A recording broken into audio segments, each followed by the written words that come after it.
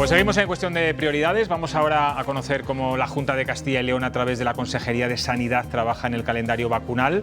Les contamos al principio del programa las novedades para este año que permiten a nuestra comunidad consolidarse como una de las más avanzadas en cuanto a prevención, por tener un calendario mucho más completo que otros territorios. Y está con nosotros la Directora General de Salud Pública de la Junta, Sonia Tamames. ¿Qué tal? Buenas noches. Buenas noches. Bueno, invertir en vacunación, lo decían antes nuestros compañeros también, que es lo que se denomina una inversión eficaz o eficiente. Hemos contado al principio las novedades del calendario en Castilla y León. Yo no sé si nos puede adelantar algo de lo que vaya a ocurrir en los próximos años. Bueno, pues a ver, la novedad que es firme es, como bien habéis comentado, la introducción de esos 80 años para la vacunación frente al herpes zóster. Alguna novedad más podría haber en el mismísimo 2024, que estamos estudiando, pero ya en el ámbito seguramente infantil. Pero de cara al futuro, en el adulto, la verdad es que va a ser una explosión, porque realmente las patologías del adulto, ahora mismo la carga de las enfermedades infecciosas es muy importante y se están desarrollando vacunas, por ejemplo, frente al virus respiratorio sincitial, que es el que causa la bronquiolitis en los pequeños. Pues en el otro extremo de la vida siempre nos sucede lo mismo. Los vulnerables están en los dos extremos de la vida, se están desarrollando vacunas para las personas adultas, y bueno, pues algunas otras novedades también podría haber, si no al año que viene, en años cercanos. Hablaba de la bronquiolitis en los bebés, es algo que preocupa muchísimo a los padres. ¿Cómo está siendo la aceptación? Muy buena. La verdad es que estamos francamente satisfechos. Ahora mismo estaríamos alrededor ya de una cobertura del 90% y no hemos terminado. Es casi equiparable a cualquier otra vacuna del calendario, con la complejidad que tiene este producto, que de hecho no es una vacuna, es un anticuerpo, y es el que ha motivado el cambio de nombre del calendario, que ya no le llamamos de vacunación, sino calendario de inmunización. Pues realmente está teniendo una aceptabilidad grande, teniendo en cuenta que el personal de enfermería ha tenido que hacer captación llamando a todos los niños que habían nacido desde marzo hasta septiembre. Se está poniendo vacuna a los recién nacidos, cuando ya desde que se había eliminado la vacuna de la hepatitis B no se ponía ninguna vacuna en el momento del nacimiento. Y bueno, pues todas esas complejidades y novedades, pues la verdad es que podían haber hecho que tuviera una peor aceptación, pero la está teniendo francamente buena. Y bueno, pues la verdad es que estamos muy satisfechos, porque es una enfermedad que en los pequeños causa una gran carga de enfermedad, una tensión grande al sistema sanitario y un sufrimiento importante a las familias, y esperamos que este año vaya a verse muy reducido gracias a esta inmunización. Y a día de hoy, 23 de noviembre, la campaña de la gripe, ¿cómo está? ¿Cómo va? ¿En qué momento estamos? Bueno, pues la campaña de la gripe no está siendo tan exitosa como la administración del anticuerpo frente al virus respiratorio sincitial que hablábamos hace un momento. Bueno, creemos que está habiendo un efecto de fatiga. La verdad es que con la pandemia de COVID-19 se incrementaron muchísimo las coberturas, la gente respondió muy bien, y lo que estamos viendo es probablemente un efecto fatiga, en el que las personas, tanto en el caso de la vacunación antigripal como en el caso de la COVID, están volviendo a los niveles prepandémicos. Entonces, bueno, pues la verdad es que aprovechar este altavoz que nos dais esta noche para animar a todas las personas que nos puedan estar viendo y que tengan indicada la vacunación, por el motivo que sea, porque sean mayores de 60 años o porque tengan cualquier enfermedad crónica, a que se vacunen, porque bueno, pues este año, desde luego, gripe, esperamos tener una epidemia ya normal. ¿Prevén cuándo va a ser ese famoso pico de gripe que hablábamos antes en la mesa, que preocupa mucho al sistema sanitario por la saturación que provoca? O yo no sé si tiene que sacar la bolita de cristal. Sí, pero bueno, la sacamos, no pasa nada. La sacamos. Este año ya la sociedad ha vuelto a la normalidad. En las relaciones sociales y en los hábitos, prácticamente la mascarilla ha quedado restringida a un uso muy residual. y el lavado de manos que hacemos es el mismo que hacíamos antes de la pandemia, que siempre nos olvidamos del lavado de manos. Entonces lo que esperamos es realmente un año normal en cuanto a epidemias de virus respiratorios. Está empezando a aumentar virus respiratorio sincitial y esos virus compiten entre ellos. Entonces, probablemente lo que veamos sea en diciembre un pico de virus respiratorio sincitial y en enero un pico de gripe. Bueno, todo se ha dicho pues desde la bola de cristal, evidentemente. Bueno, pero de lo que decía antes, la normalidad. Sí, eso es más o menos lo que empezamos a intuir que pudiera suceder este invierno. Hablaba antes de la pandemia, del COVID. Hay un dato, solo el 20% de los mayores de 60 años se ha puesto la vacuna de refuerzo contra el COVID. Yo no sé a qué se debe este porcentaje tan bajo. Ya no tenemos miedo al COVID. Hay cierta fatiga, como decía usted antes también, como con la gripe. Sí, bueno, ese porcentaje desde la última vez que comunicamos datos ha subido un poquito, ahora andaríamos cerca ya del 40%, pero sí, estamos viendo probablemente varios motivos. Esa fatiga tiene que ver, no cabe duda. Por otra parte, ha habido una pequeña onda a finales de verano de COVID que hace que muchas personas tengan que esperar a poderse poner esta dosis de recuerdo. El tiempo entre que se ha padecido la COVID-19 y que se puede recibir esta dosis es de 3 meses, por tanto puede haber personas para las que todavía no hayan transcurrido esos 3 meses.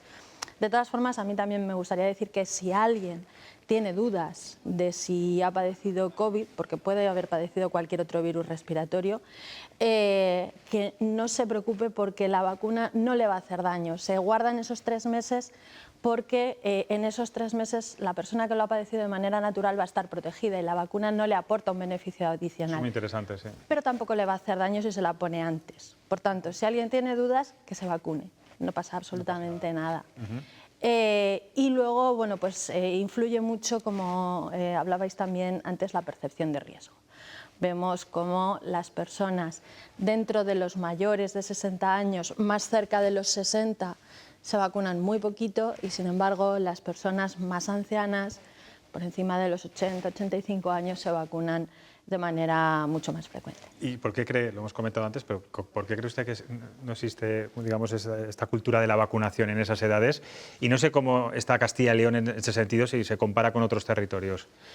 Bueno, pues esto tiene que ver con la percepción de riesgo, cómo cada uno percibe sus posibilidades de padecer una enfermedad y de que esa enfermedad se convierta en grave.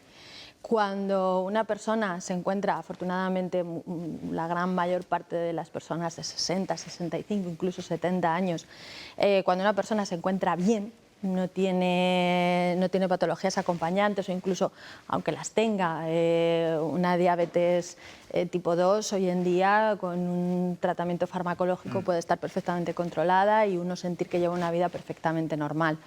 Bueno, pues esas personas no se sienten a riesgo de tener una enfermedad grave. A mí me gustaría trasladar, y aprovechar también para trasladar, que sí tienen ese riesgo, que además padecer una gripe, padecer un COVID, no solo les puede causar una neumonía, que esa neumonía se convierta en grave y que acaben en un hospital, sino que además les puede desestabilizar su patología y esa patología que hasta ese momento no les causaba una gran interferencia en su vida, pasar a ser mucho más limitante. Y luego, por otro lado, todas las enfermedades infecciosas en general, y las víricas, como no puede ser de otra manera, lo que hacen es inflamarnos todo el cuerpo. Y se ha visto que después de haber padecido, por ejemplo, una gripe, aumenta mucho el riesgo de eventos cardiovasculares. Es mucho más frecuente que una persona que tenía una predisposición, a lo mejor sin saberlo, a padecer un ictus o a padecer un infarto, tiene muchas más probabilidades de padecerla a los días, meses de haber padecido una gripe, porque se produce una inflamación en todo nuestro organismo. Por tanto, bueno, pues la vacunación no solamente hay que aplicarla cuando uno ya tiene un estado de salud deteriorado, hay que aplicarla como medida preventiva que es cuando uno tiene un estado de salud óptimo para mantenerlo. Bueno, y que ayuda a controlar también enfermedades infecciosas en el resto de la población, no solo a uno mismo, ¿no? Que eso también es importante. Sí, eso es bueno, el llamado efecto rebaño o inmunidad de grupo. Sí, la verdad es que de esto también se debate bastante, si es verdad, si no es verdad. Bueno, pues como casi todo en no es verdad? Pues como casi todo en biología es una escala de grises. Si yo me vacuno, no es absolutamente imposible que yo transmita la enfermedad, pero la probabilidad disminuye. Y disminuye por dos cosas, porque disminuye mi probabilidad de tener la enfermedad y porque aunque la tenga, también disminuye la excreción de virus. La cantidad de virus que yo soy capaz de expeler, de transmitir, es menor. Entonces, esa probabilidad baja. Entonces, bueno, pues claro, cuando se dijo, no, es que las vacunas de la COVID no producen en nuestra jerga una inmunidad esterilizante. Es verdad, no es imposible que una persona vacunada transmita la enfermedad, pero sí es menos probable. Señora Tamames, lo hablábamos también en la mesa, ¿se puede decir que los sanitarios de Castilla y León están concienciados con las vacunas? ¿Le gustaría que el porcentaje de vacunación, sobre todo la gripe, fuera mucho mayor? ¿Y qué se puede hacer para, hablaba antes Alberto, que iba casi uno por uno, convenciéndoles? Sí, la verdad, a ver, yo creo que en general hay que decir que toda la población y los sanitarios al final no somos tan distintos de la población en la que nos desenvolvemos. Yo creo que tanto la población como los sanitarios en esta comunidad autónoma estamos muy concienciados sobre la efectividad de la vacunación y los beneficios que aporta. Es verdad que, volviendo a esa percepción del riesgo personal, en las edades intermedias sí que es baja. Y luego, bueno, pues la verdad es que yo creo que lo que nos falta es introducirlo en la cultura de la atención al adulto. Es decir, cuando uno acude a su médico de familia, por cualquier motivo es muy frecuente que nos pregunten por nuestro hábito de fumar, que nos pesen o que se aproveche cada visita a ese médico de familia para introducir muchas medidas preventivas que al final forman parte de la labor de esos médicos de familia.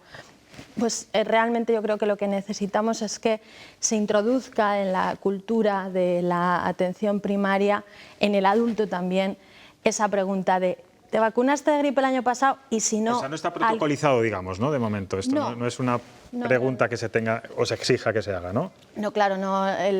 Los profesionales sanitarios son libres en su ejercicio y no se les exige realmente nada.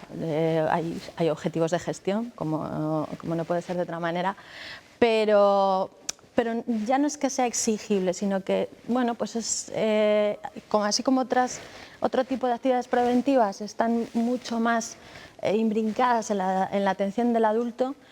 Yo creo que la vacunación todavía no es algo en lo que se piense. Y ahí es donde yo creo que podemos trabajar y que realmente se está trabajando ya en hacer esta labor. Y bueno, pues el compromiso lo vemos en las cifras de vacunación. Sí que es verdad que 60%, 60 y algo por ciento es menos de lo que nos gustaría, pero es que hace 5 años teníamos un 40%. Es decir, hace 5 años, antes de ayer, se vacunaba menos de la mitad, ahora se vacuna más de la mitad. Claro. O sea que bueno, empezamos a ver el vaso medio lleno. Bueno, pues ahí está la recomendación de la Directora General de Salud Pública. Yo no sé si precisamente por la pandemia han notado una mayor fe en las vacunas y estos movimientos antivacunas han ido reduciéndose o no, o todo lo contrario, no lo sé. Bueno, pues probablemente lo que se ha producido es un fenómeno de radicalización de posturas. Los antivacunas, de hecho hay muchos estudios que lo acreditan ya, son personas que tienen un cuerpo de creencia. Modificar una creencia es realmente difícil, por no decir imposible. Y luego también hay un grupo de personas que tienen... Han pasado cosas estos últimos años, ni siquiera... Hombre, han pasado, bueno, hemos tenido primero una herramienta que sinceramente no esperábamos tener de una forma tan rápida y tan efectiva. Yo creo que casi ni los propios laboratorios farmacéuticos se creían las efectividades que veíamos en los ensayos clínicos cuando se empezó a probar la vacuna frente a la COVID. Y luego, pues algunas de las vacunas pues, han tenido campañas de desinformación alrededor, fundamentalmente, y han funcionado a lo mejor al nivel que al principio se esperaba de ellas. Es que, claro, cuando empezamos a ver al nivel que funcionaban las vacunas de ARN mensajero, estaban muy por encima de lo que las autoridades sanitarias habían marcado como una vacuna válida para prevenir la pandemia.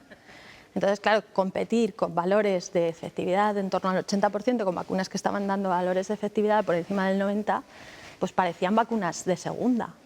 Pero es que las autoridades sanitarias marcaron como bueno un 70% de efectividad.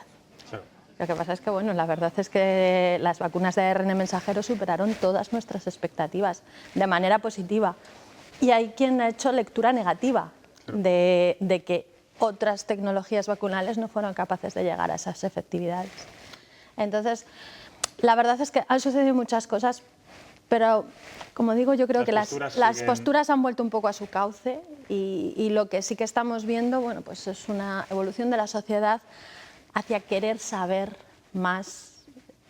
Sigue manteniéndose, sobre todo en las personas más mayores, la postura de lo que me recomiende mi profesional sanitario, lo que me diga mi médico, lo que me diga mi enfermera, pero tenemos ya cada vez más personas que preguntan, ¿y esto por qué? ¿Y esto para qué? Y para mí en concreto, ¿esto va a funcionar?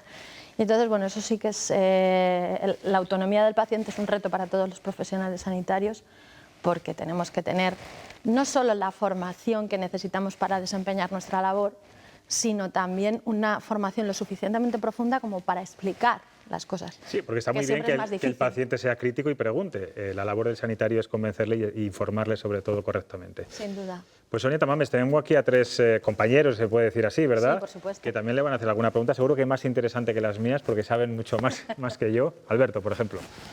Hola Sonia, ¿qué tal? Muy Mira, desde luego lo primero que hay que decir es felicitar, ¿no?, en tu nombre y a toda la Consejería de Sanidad y Dirección General de Salud Pública por el calendario de inmunización que tenemos, ¿no?, que desde luego es de los más completos de Europa. Y la pregunta es, ¿llegaremos a esta utopía nacional de tener un calendario tan excelente como el de Castilla y León para todo el territorio? Ya sabemos que la competencia de sanidad está transferida, pero eso no ayudaría a mejorar esas coberturas y dar esa sensación de unidad en todo el territorio. Y pregunto yo, ¿y sería una exigencia que le haría la nueva ministra de Sanidad que acaba de prometer su cargo hace unos días? Para nada, y espero que no. Ah, vale. Y me voy a explicar. Sí. Bueno, en España en estos momentos lo que tenemos es un acuerdo de calendario común. Exactamente igual que existe una cartera común de servicios en el Sistema Nacional de Salud que hace que lo que se considera básico para todo el territorio esté accesible para las personas en toda España.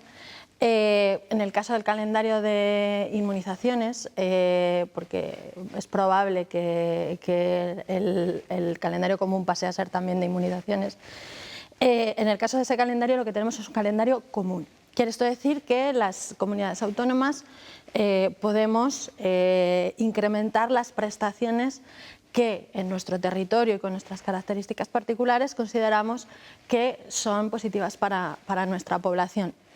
¿Y por qué digo que creo que no sería, en el momento actual y con el sistema de toma de decisiones que tenemos, no sería positivo? Pues porque al final se produce un efecto negativo, porque para alcanzar los consensos todas las comunidades tienen que estar en disposición de dar un paso al frente a la hora de introducir determinadas políticas de vacunación. Hay políticas de vacunación que tienen muchísimo impacto, tanto desde el punto de vista presupuestario como desde el punto de vista incluso a veces logístico, y creo que las comunidades autónomas que tenemos esos calendarios más avanzados actuamos de motor. Si no existiera esa variabilidad, probablemente se estancaría mucho más el calendario de inmunización en España. ¿Cómo se podría llegar a solucionar esto? Cambiando el sistema de toma de decisiones y poniéndolo exclusivamente en, pues por ejemplo, como sucede en Reino Unido, exclusivamente en manos de personal técnico con recursos suficientes para hacer todos los análisis y todas las investigaciones que ellos creen que necesitan antes de tomar la decisión, y cuando ese comité técnico habla, automáticamente el sistema de salud de Reino Unido está obligado a incluir esas vacunas en su calendario, ¿vale?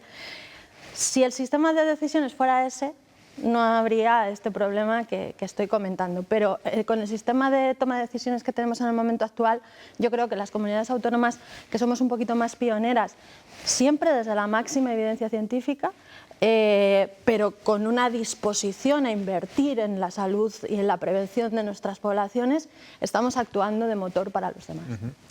Cristina. A mí, buenas noches, Sonia. Buenas noches. Me gustaría saber si tú crees que en algún momento podremos disponer de una vacuna conjunta de gripe y COVID para facilitarnos el trabajo, porque manejar la vacuna de COVID ahora mismo con viales de 6 dosis, sobre todo en el medio rural, se nos hace muy complicado. Sí, bueno, lo que nos dicen algunas compañías farmacéuticas es que están trabajando en esos desarrollos, primero en una vacuna conjunta gripe-COVID monodosis, y que incluso se está planteando la vacuna gripe, COVID, virus respiratorio sincitial para un futuro, porque es verdad que el calendario del adulto se está haciendo cada vez más complejo y algunas de las vacunas son de administración estacional. Entonces hay que vacunar todos los años, muchos pinchazos. El adulto es reacio al pinchazo porque bueno, pues es verdad que a los niños hay visitas, los 4 meses les ponemos 4 vacunas a la vez. El adulto no se suele dejar poner 4 vacunas a la vez, se ponen normalmente como mucho de 2 en 2. Y sí, la verdad es que tenemos, por un lado, desde el punto de vista de la programación, es un punto en el que queremos desarrollar y probablemente hacer unas visitas con vacunas no estacionalizadas como herpes o como neumococo para separarlas de las estacionales, gripe, si llegara respiratorio sincitial o de COVID, porque además de las polivalentes también necesitamos planificar esos 65 años que están tan sobrecargados. Ángel, por último. Bueno, yo me gustaría, buenas noches, Sonia. Buenas noches. Hablábamos de evidencias, que al final es lo que sustenta nuestra actividad asistencial y la vuestra de gestión. Y yo creo que tenemos además un cuerpo doctrinal muy importante en SACIL, en el portal de SACIL, de evidencias. En concreto estamos hablando de vacunas porque hay de muchas otras cosas del ámbito sanitario. Lo que pasa es que eso luego no se traslada a la mayor parte de la población cuando va a buscar información y online, que es el modo más habitual hoy por hoy. Es verdad que en la primera página nunca encontramos lo que son los sistemas de salud y esa información de forma accesible. No sé si habría manera de facilitarlo para que tanto a profesionales, esa información a profesionales que hay, como a pacientes, que además la tenemos disponible en el portal de SACIL, pero es verdad que luego es muy difícil de acceder cuando tú te metes en una página y pones vacunas. Bien, bueno, la verdad es que somos conscientes de la complejidad a la que ha llegado el portal de salud hasta el punto de que hay un proyecto de reforma del portal, pero bueno, eso no sé si... Eso es porque se usa, ¿no? Se usa bastante. Sí, y realmente ni siquiera es desde la Consejería de Sanidad, sino desde todo el sistema se alimenta ese portal con todos los programas, las estrategias, los proyectos, la evidencia que se considera, los enlaces incluso a páginas con otras páginas fiables como la del Ministerio de Sanidad, etcétera.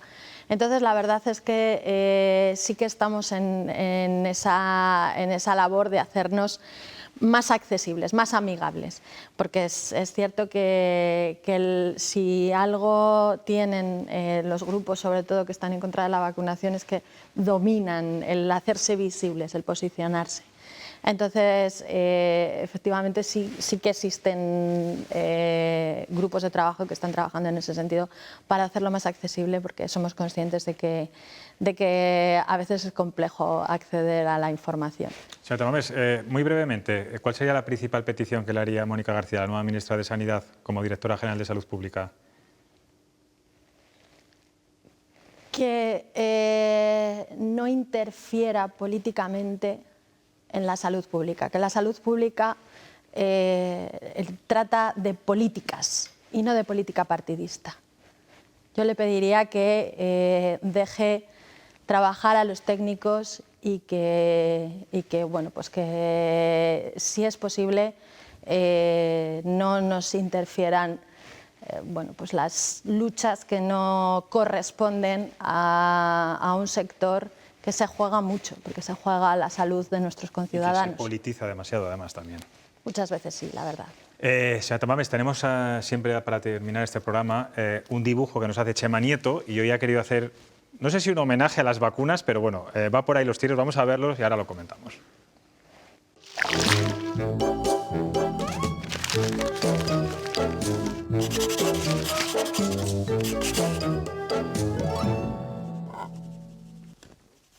Hay noticias que no entiendo por más lámparas que enciendo.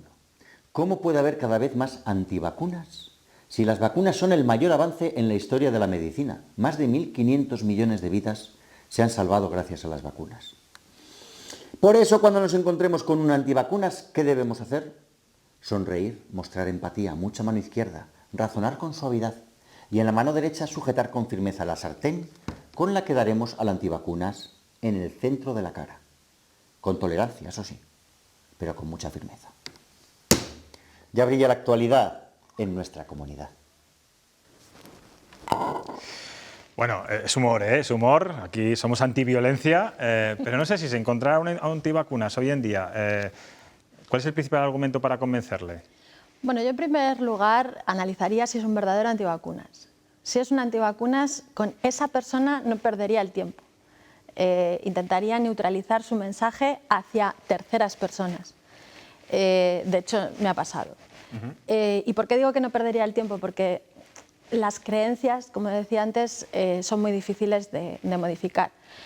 Pero también creo que es importante que no tachemos demasiado prematuramente a las personas que tienen reticencias a vacunarse de antivacunas. Porque muchas veces las personas tienen dudas o han recibido informaciones falsas por otros canales. Entonces, por eso creo que lo primero que hay que hacer es profundizar en si de verdad estamos delante de un antivacunas, preguntarle por qué cree que no debe vacunarse, por qué cree incluso muchas veces que esa vacuna le puede hacer daño, y si estamos ante una persona que vemos que no es un antivacunas en sentido estricto, sino que simplemente tiene dudas, tiene miedos, eso forma parte del ser humano y ahí debemos estar preparados los profesionales sanitarios, incluso para decirle, pues esto que me cuentas no lo sabía, déjame que me lo miro y ven otro día. Y al día siguiente hablamos, o el día que se pueda. Desde luego no es una labor fácil. No es fácil. Pero... Es verdad que no hay que etiquetar, que etiquetamos demasiado rápido. Pues Sonia Tamames, gracias por estar aquí, suerte y que ese pico de la gripe sea, como usted dice, normal.